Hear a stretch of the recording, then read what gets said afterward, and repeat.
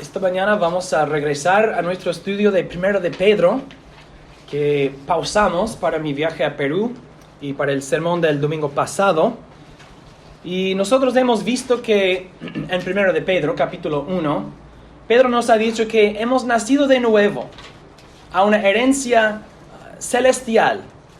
Entonces, hemos nacido de nuevo y nosotros llegaremos a una herencia celestial. Pero en el medio, en el intermedio, entre la regeneración y nuestra entrada en esta herencia futuro, nosotros tenemos que vivir aquí en este mundo con varios sufrimientos y aflicciones. Y Pedro nos ha dicho que debemos vivir con fe, con gozo y con amor. Fe, gozo y amor. Ahora vamos a estudiar versículos 10 al 12. 10 al 12. Y después de versículo 12 hay una transición a una parte más práctica de la epístola de Pedro.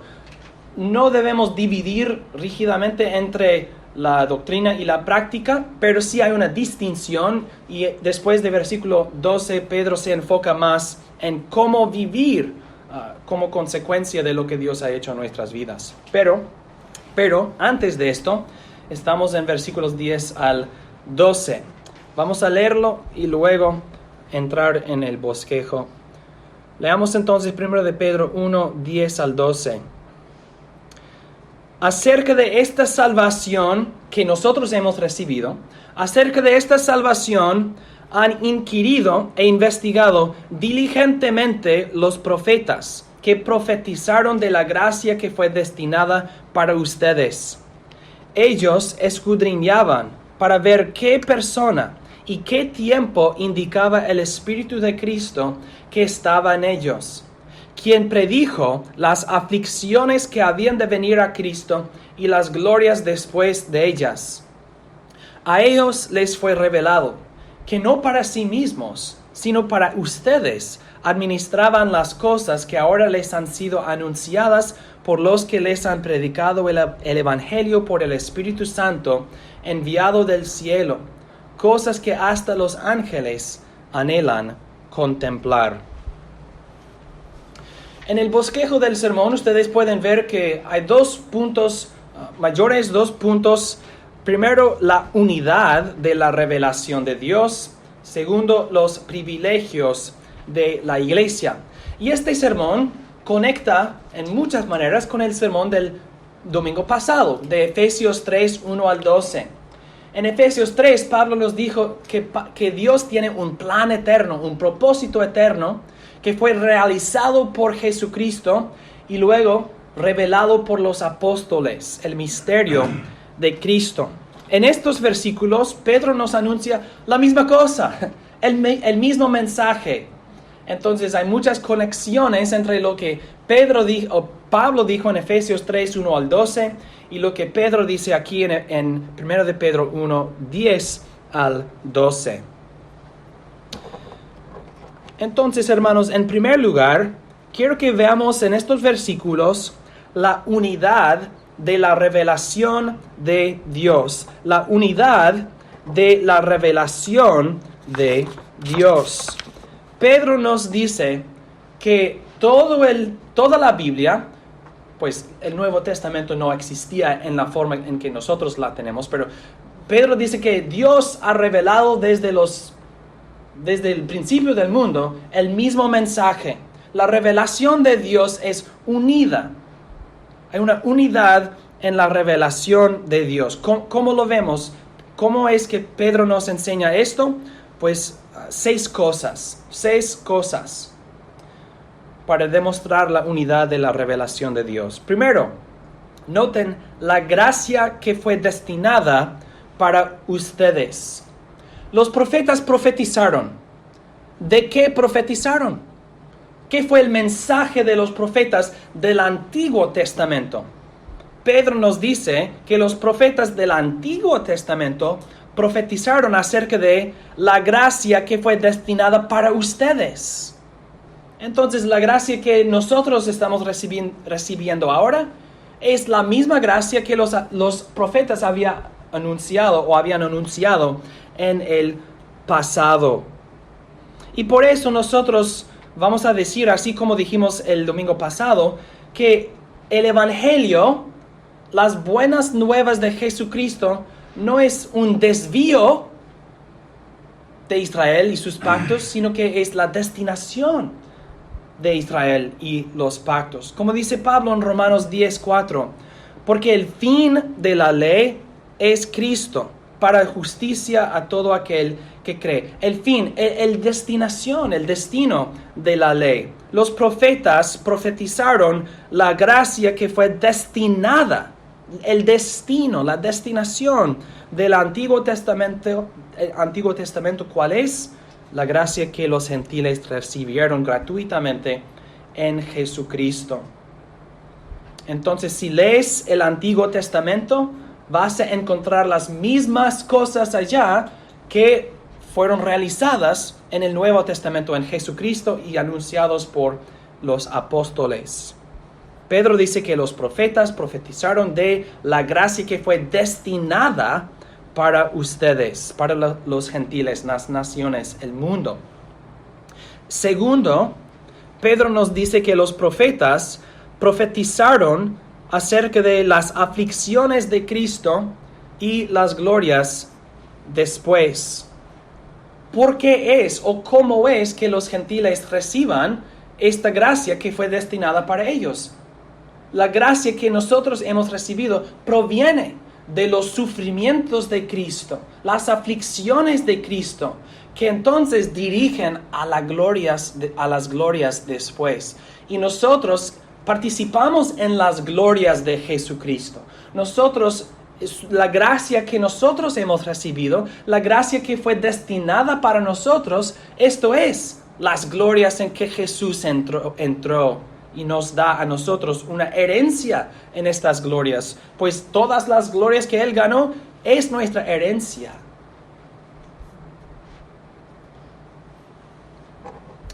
Y Pedro está diciendo que todo esto fue revelado de antemano en los profetas del Antiguo Testamento. Los profetas profetizaron de la gracia que fue destinada para ustedes por medio de las aflicciones de Cristo y las glorias después.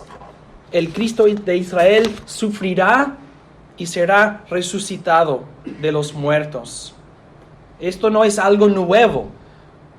Y los apóstoles explicaron esto y vamos a regresar a esto en otros puntos. Pero Pedro nos dice que la revelación de Dios es unida. Y lo que Dios reveló de antemano ahora vemos cumplido y desvelado o develado. Número 3. En versículo 12, Pedro dice que los profetas, ellos eran siervos, no de sí mismos, no para sí mismos, sino ellos, su mensaje promovía las cosas que ahora les han sido anunciadas. El mensaje que los gentiles están recibiendo ahora, los profetas estaban sirviendo este mensaje. No otro mensaje, no otra cosa, no otro camino, sino que ellos lo que anunciaron fue para el mensaje que ahora les ha sido anunciado. A los profetas les fue revelado que no para sí mismos, sino para ustedes administraban las cosas que ahora les han sido anunciado. Noten la conexión. Las cosas que ahora han sido anunciadas son administradas o servidas por los profetas del Antiguo Testamento. Hay una unidad en la revelación de Dios. ¿Cómo es que los profetas sirven el mensaje que ahora ha sido anunciado? Pues el mensaje de los profetas sirve el mensaje de los apóstoles porque demuestra la veracidad de los apóstoles. Los apóstoles declaran un mensaje que concuerda con los profetas del Antiguo Testamento. Y así Israel y el mundo puede saber con certeza que los apóstoles no son falsos, son verdaderos porque el mensaje de los apóstoles concuerda con el mensaje de los profetas. Enseñan el mismo mensaje. Las cosas que ahora han sido anunciadas fueron anunciadas de antemano en los profetas.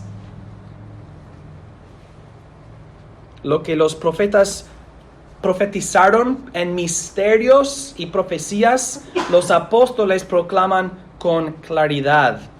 ¿Y cuántas veces dicen las Escrituras, esto tomó lugar para que se cumpliese lo que fue dicho por los profetas?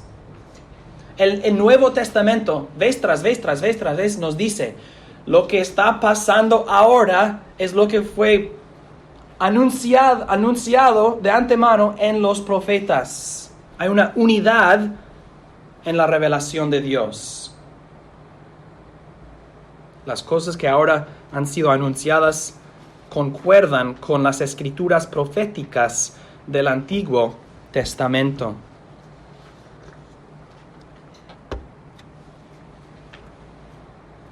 Pero ¿cómo puede ser? ¿Cómo puede ser que varios autores durante miles de años dicen las mismas cosas? ¿Cómo puede ser que hay una conexión temporal entre milenios del mismo mensaje? Las cosas que ahora han sido anunciadas fueron anunciadas en otro modo, en profecías en el pasado, siglos y eventualmente milenios antes. ¿Cómo puede ser? Pues Pedro nos dice, porque el mismo Espíritu habló por medio de los profetas. Versículos 10 al 12. En todo esto, el mismo Espíritu está hablando. Pedro nos dice que el Espíritu de Cristo habló por los profetas en versículo 11. Y es el Espíritu Santo quien ahora habla por medio de los apóstoles.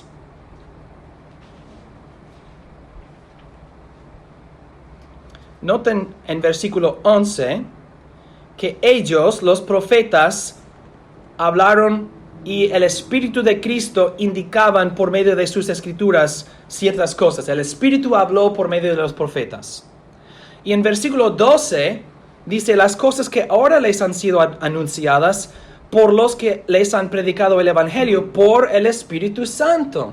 El Espíritu Santo habla por medio de los apóstoles. El Espíritu Santo habló por medio de los profetas. El mismo Espíritu habla por medio de los dos. Y por eso hay una unidad en la revelación de Dios. La unidad de la revelación de Dios proviene sobre todo de que hay un autor, un hablante, Dios mismo. Hebreos 1:1, ¿qué dice? Dios, habiendo hablado muchas veces y de muchas maneras en otro tiempo a los padres por los profetas. ¿Quién habló? Dios. Los profetas, ¿cuáles? ¿Qué son? Son la voz, son la boca de Dios. Pero Dios es el hablante. El Espíritu de Dios habló por medio de los profetas y el mismo Espíritu ahora habla por medio de los apóstoles. ¿Cómo sabemos? Porque sus mensajes concuerdan. Porque los apóstoles anuncian las mismas cosas ahora que los profetas habían anunciado y profetizado de antemano en los siglos anteriores. Número 5. La unidad de la revelación de Dios se demuestra, se ve en el mismo Cristo. Los profetas y los apóstoles anuncian el mismo Cristo. El Espíritu habló por medio de los profetas para profetizar los sufrimientos y las glorias después del mismo Cristo. Los profetas dicen, vendrá y hará esto. Los apóstoles dicen, ha venido y ha hecho esto. Pero las mismas cosas, el mismo Cristo. En Isaías capítulo 53, versículos pues todo el capítulo, pero nosotros vamos a leer versículos 10 al 12.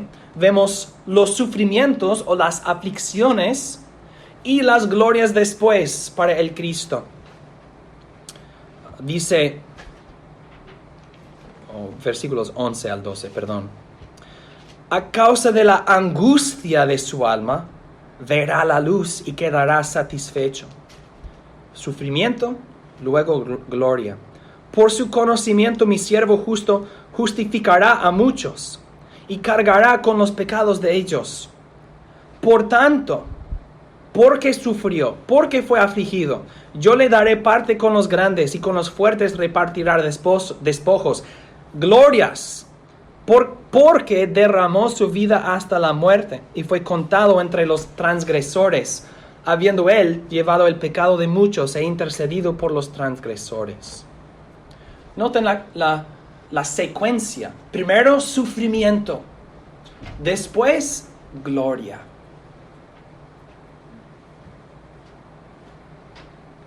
Jesús citó a Isaías 53 en Lucas 22, 37. Él dijo, porque les digo que es necesario que se cumpla todavía en mí aquello que está escrito. Y fue contado con los inicuos, porque lo que está escrito de mí tiene cumplimiento. Jesús dice esto, Isaías 53, trata de mí, de mis sufrimientos y mis glorias después. Vemos que Felipe, él explicó esto al eunuco en el desierto, Hechos 8, 34 al 35. Respondió el eunuco a Felipe y dijo, te ruego, ¿de quién dice esto el profeta? Estaba leyendo Isaías 53. ¿Lo dice de sí mismo o de algún otro? Entonces Felipe abrió su boca y comenzando desde esta escritura, Isaías 53, le anunció el evangelio de Jesús. Uno puede usar Isaías 53 para anunciar el evangelio de Jesús, porque el Antiguo Testamento trata del mismo Cristo como el Nuevo Testamento. El Antiguo Testamento no anuncia de antemano los sufrimientos y las glorias después del mismo Cristo. Y los apóstoles anuncian, ha venido, ha sufrido, pero ha resucitado de los muertos, ha entrado en su gloria y nosotros podemos recibir esta gloria gratuitamente por la fe. Estas son las buenas nuevas que ahora nos han sido reveladas o anunciadas. Los profetas y los apóstoles son testigos al mismo Cristo o del mismo Cristo, porque el mismo Espíritu habló por medio de ellos. Y punto número 6, no es necesario decirlo, ya está claro la conclusión. En versículo 12, Pedro dice que las buenas nuevas o el evangelio que ahora les han sido anunciados, el evangelio que ahora les ha sido anunciado es el mismo mensaje que siempre ha sido anunciado. Los profetas del Antiguo Testamento administraban el mismo mensaje. Desde Génesis 3:15 y la promesa de la simiente de Eva que aplastará a la cabeza de Satanás, desde entonces y hasta ahora y para siempre hay una manera de escapar la maldición del pecado. Una manera para ser liberado de la condenación del infierno. Y es el evangelio, las buenas nuevas de Jesucristo, su sufrimiento y las glorias después. La revelación de Dios es unida.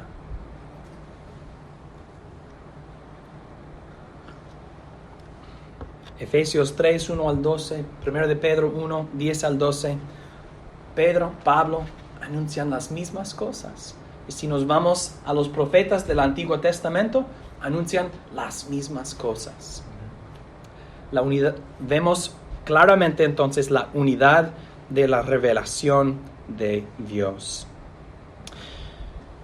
Ahora, punto número 2 en el bosquejo. Punto número 2.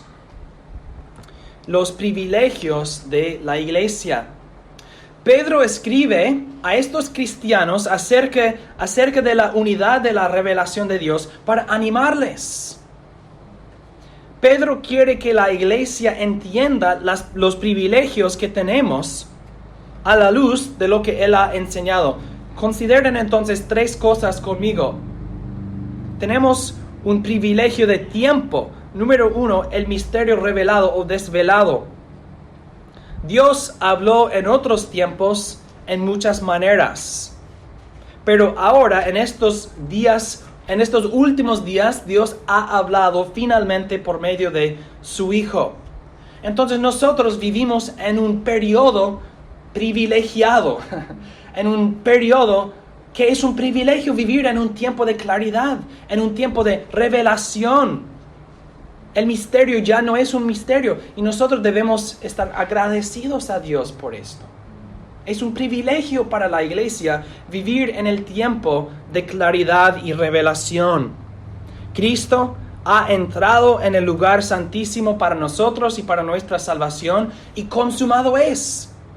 La iglesia en el Antiguo Testamento para ellos no era igual. El Cristo no había venido, no se había muerto, no se había resucitado, no había entrado en el lugar santísimo para nosotros. Nosotros estamos esperando solamente su segunda venida y la conclusión final de toda su obra. Y nosotros proclamamos su muerte hasta que venga. Pero eso es todo. No estamos esperando una venida y otra venida, sino la conclusión. No más. Esto es un privilegio para nosotros.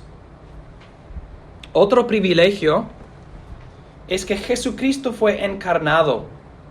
Jesucristo fue encarnado y esto es un privilegio no del tiempo o del periodo, sino es un privilegio de nuestra unión con Cristo. Un privilegio de unión con Cristo. ¿Y por qué digo esto? Pues es la verdad. Pero ¿por qué digo esto desde 1 de Pedro 1, 10 al 12? Porque Pedro nos dice que hasta los ángeles anhelan contemplar el misterio y el misterio develado o revelado. ¿Qué significa esto? ¿Qué significa que los ángeles anhelan contemplar o estudiar o aprender más acerca de lo que los profetas profetizaron y ahora ha sido anunciado? ¿Qué significa esto?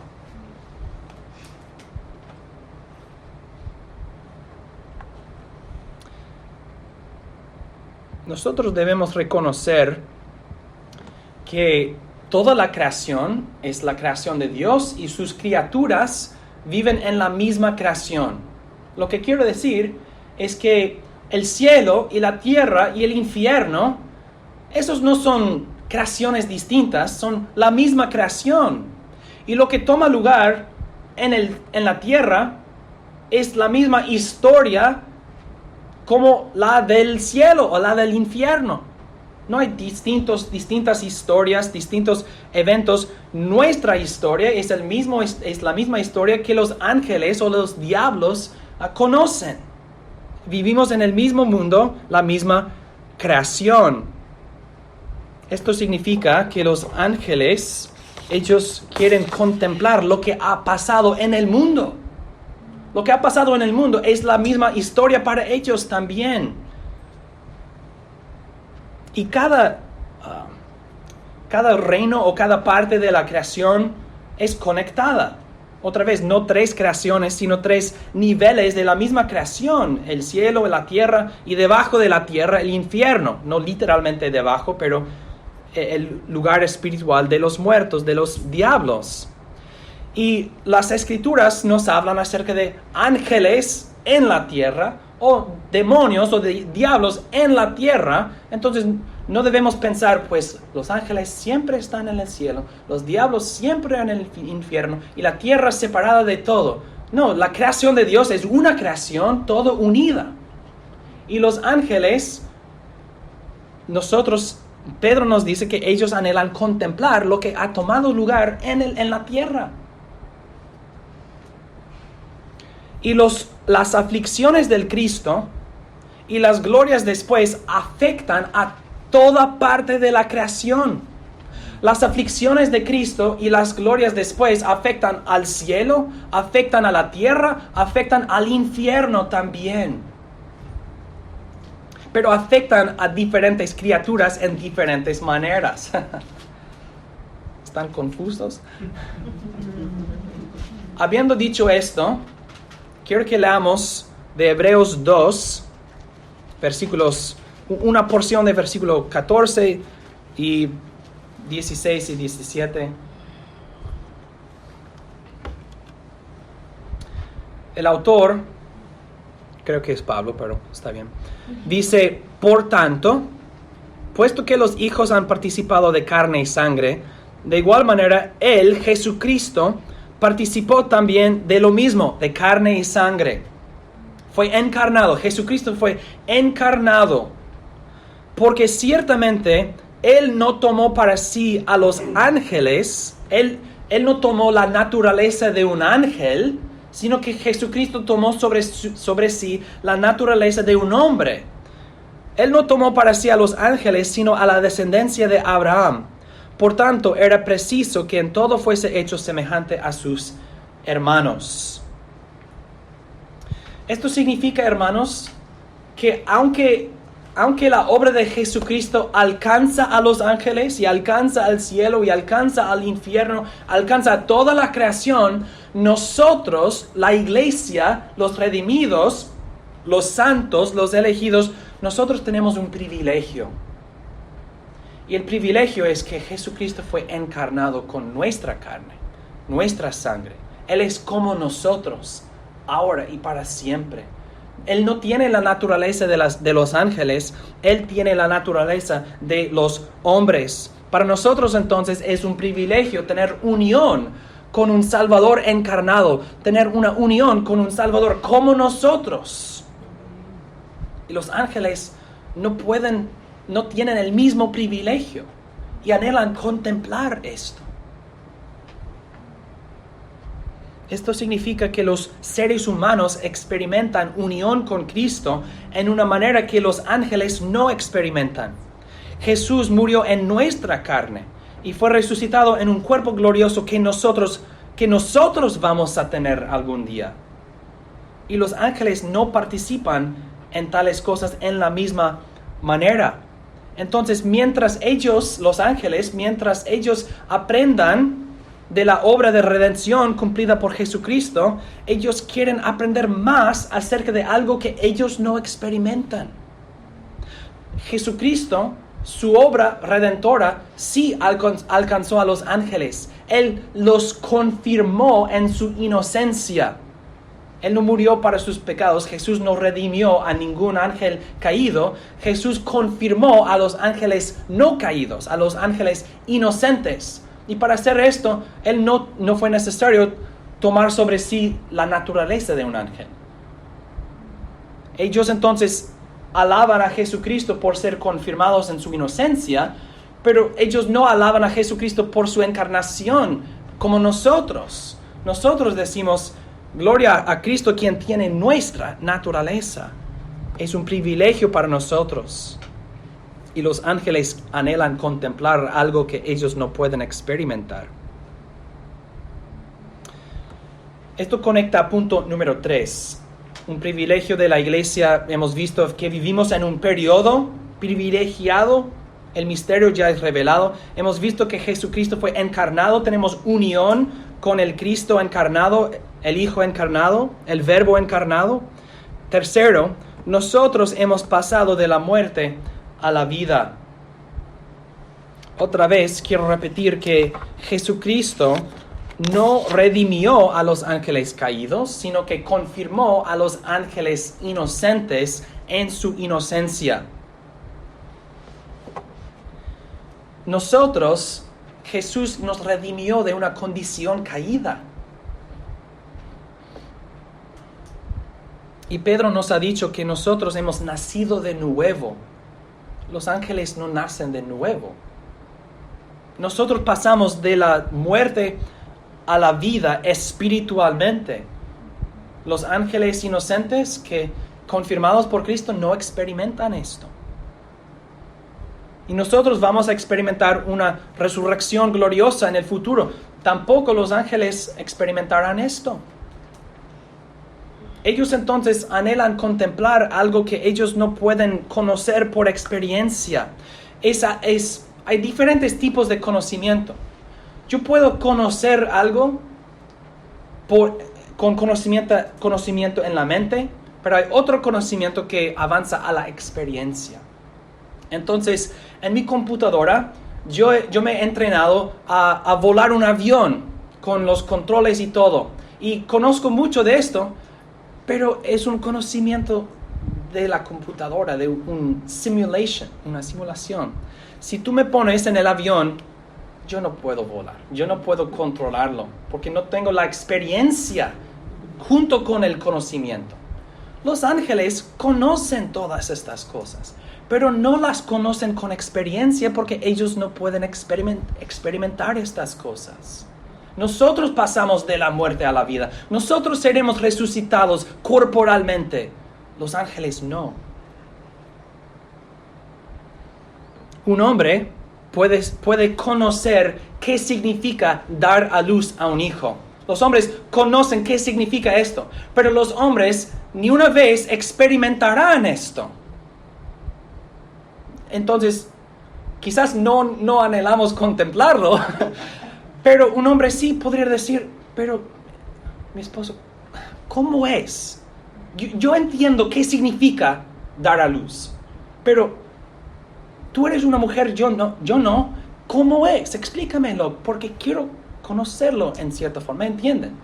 Nosotros podemos entender, pero no conocemos con experiencia lo que una mujer ha experimentado. Así también, por analogía, los ángeles anhelan contemplar algo que no pueden experimentar.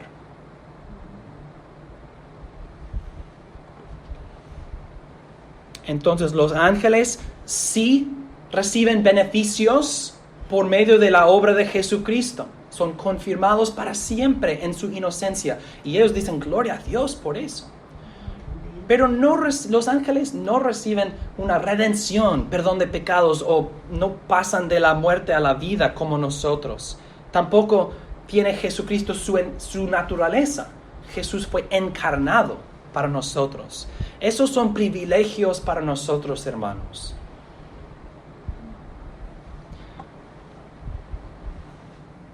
Y quieren saber algo más interesante, porque tenemos tiempo. Por eso muchas personas en la historia de la iglesia han dicho que los ángeles, por eso, vienen a la adoración del pueblo de Dios, vienen a la congregación, la reunión del pueblo de Dios, asisten también en la iglesia. ¿Cómo? ¿Cómo puede ser? ¿Qué significa esto? Noten que Pedro dice en versículo 12 que los ángeles anhelan contemplar las cosas que nos han sido predicadas en el Evangelio por el Espíritu Santo. Ellos anhelan contemplar lo que ahora es anunciado. Los ángeles están contemplando el Evangelio que ahora se anuncia. ¿Dónde se anuncia el Evangelio? ¿Dónde se proclama? ¿Dónde se predica el Evangelio? En la iglesia, por los apóstoles y los sucesores de los apóstoles, la iglesia, los obispos, es decir, los pastores de las iglesias. Entonces, si ellos quieren saber más, vendrán a la predicación de la palabra de Dios, donde el mismo Espíritu declara el mismo mensaje de las mismas escrituras. Y los predicadores que fielmente abren el Antiguo Testamento y el Nuevo Testamento y explican el misterio de Cristo y la obra universal de Jesucristo, los ángeles entonces anhelan contemplar esto y aprender más acerca de esto. Y aquí se anuncia, aquí se explica. En muchas iglesias no, pero una iglesia fiel debe proclamar la plenitud y la unidad del plan de Dios y la revelación de Dios en las Escrituras. Qué interesante la idea que los ángeles mismos asisten a las reuniones de la iglesia de Jesucristo. Los ángeles anhelan contemplar las cosas que ahora les han sido anunciadas por los que les han predicado el Evangelio por el Espíritu Santo enviado del cielo. Y en la iglesia anunciamos esto. Quizás nosotros adoraríamos con más reverencia y quizás escucharíamos con más atención y quizás predicaríamos con más cuidado si contempláramos que los ángeles también asisten a la adoración del pueblo de Dios. Cosas para contemplar.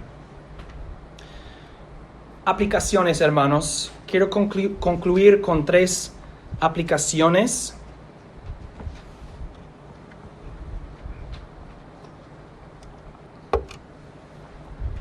Número 1. La unidad de la revelación de Dios confirma la autoridad y la veracidad de la palabra de Dios. ¿Cómo sabes que la Biblia es la palabra de Dios? Nosotros tenemos varios argumentos, pero al fin la conclusión es que la Biblia misma se averigua a sí misma. La Biblia misma demuestra su veracidad, demuestra su autoridad.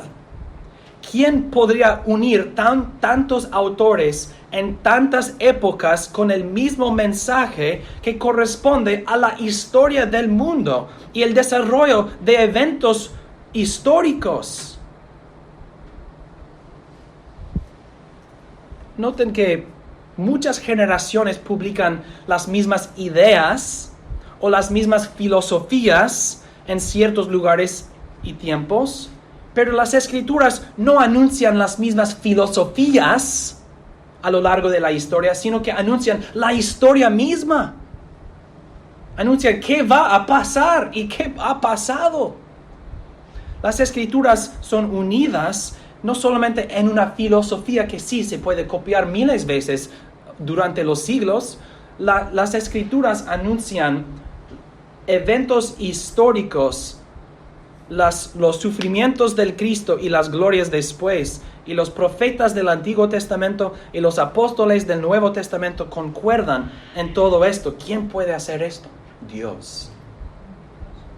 Dios. La unidad de la revelación de Dios confirma la autoridad de la palabra de Dios. Uso esta palabra en 2 sentidos. Autoridad. Revelan el autor. La autoridad tiene un autor. Y por eso la autoridad del autor. La Biblia tiene toda autoridad porque es la palabra de Dios. Segundo, la claridad de la revelación que hemos recibido debe aumentar nuestro ánimo y perseverancia. ¿Cuál es el contexto? El contexto textual que precede a 1 de Pedro 1, 10 al 12. Antes de estos versículos, ¿qué ha dicho Pedro? Que nosotros vamos a pasar por sufrimientos. Que Dios nos ha destinado para glorias, pero nosotros vamos a pasar por medio de varias aflicciones, diversas pruebas. Entonces, estos versículos, uno de sus propósitos es animarnos a perseverar. Animarnos a perseverar. Porque así como las Escrituras predicaron de antemano que Cristo sufriría y luego entraría en gloria, así también nosotros vamos a sufrir y luego entrar en gloria. Pero nosotros podemos sufrir y entrar en gloria con más ánimo, con más contentamiento y con una perseverancia más fuerte. ¿Por qué? Porque Cristo ya lo ha hecho. Porque nosotros vivimos en este periodo privilegiado en que el Cristo ya ha venido, ya se ha muerto, ya se ha resucitado y entrado en la gloria. Entonces nosotros, con toda esta claridad de revelación, no tenemos excusa para no perseverar con los ojos fijados en Cristo Jesús. Sí, necesitamos ser animados, necesitamos ser fortalecidos, pero tenemos todo lo que necesitemos en las Escrituras y en la iglesia, la comunidad de los santos. Nosotros no somos mayor que nuestro Señor. Si Él sufrió y luego entró en gloria, nosotros también los siervos vamos a sufrir y entrar en gloria. Y tenemos la obra de Cristo ya consumada. Tenemos la palabra de Dios ya revelada. Y tenemos a todos los testigos del Antiguo y Nuevo Testamentos, quien proclaman en alta voz la fidelidad de Dios por las generaciones.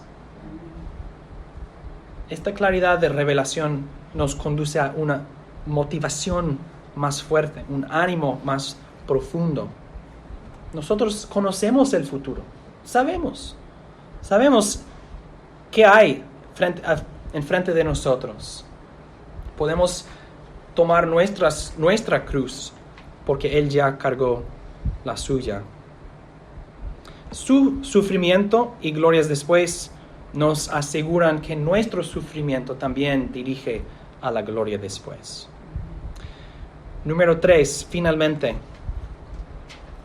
Mientras mayor la claridad de revelación, mayor la condenación por rechazarla. El Evangelio no es un misterio. Jesús pasó del sufrimiento a la gloria. Murió y resucitó. Los profetas lo profetizaron, Jesús lo cumplió, los apóstoles lo declararon y la iglesia sigue proclamándolo. La claridad de revelación tiene una responsabilidad. Si nosotros recibimos este mensaje tan claro, es nuestra responsabilidad creerlo, recibirlo y obedecerlo. Jesús, que dijo a los judíos, Él hizo todas sus señales en Israel. Él anunció su mensaje en Israel y Jesús pronunció, ay de Jerusalén, ay de las ciudades de Israel. ¿Por qué? Porque no creyeron con tanta claridad. Tristemente muchos asisten a la iglesia por años y escuchan y oyen las buenas nuevas en claridad. Y esto será mayor condenación para ellos si lo rechazan. Nosotros, hermanos, debemos entonces proclamar el Evangelio con urgencia. Con urgencia. Cree, arrepiéntete y cree. Porque Jesús sí ha sufrido y sí ha entrado en las glorias después. Y nosotros podemos ser salvos de la ira venidera.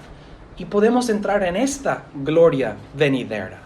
Podemos heredar estas glorias ganadas por Jesucristo si por la fe venimos a Él y la abrazamos. Gracias a Dios por su misericordia para con nosotros. Amén.